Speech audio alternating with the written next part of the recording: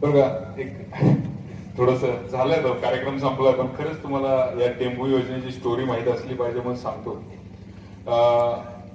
या टेंबूची योजना प्रामुख्याने सांगली जिल्ह्यासाठी होती आणि सांगली जिल्ह्याचे सर्व ताकदवर नेते हे सातारा जिल्ह्याला पाणी देण्यासाठी इच्छुक नव्हते.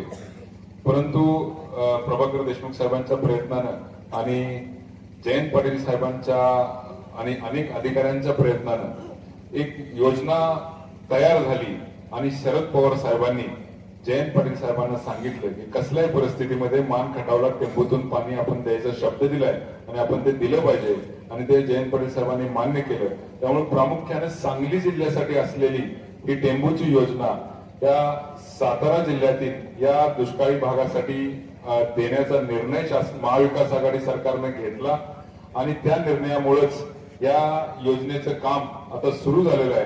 परंतु हा निर्णय ज्यांनी घेतला त्यावेळी आपल्या स्वर्गीय अजितदादा पवार आमच्या घरी आले होते, वरकुटला आले होते. त्या ठिकाणी सभेमध्ये आपण त्यांचं अभिनंदन केलं होतं, त्यांचा सत्कार केला होता, मोठा कार्यक्रम झाला होता आणि तीच खऱ्या अर्थानं या टेंबू योजनेची सुरुवात होती. आपल्या सर्वांना खरंच माहित पाहिजे की आदरणीय शरदचंद्रजी पवार साहेब, आदरणीय स्वर्गीय अजितदादा पवार, जयंत पाटील साहेब आणि प्रभाकर देशमुख साहेब या सर्वांच्या मुळेच खऱ्या अर्थानं या टेंबूचं काम पूर्णत्वास जात आहे. धन्यवाद.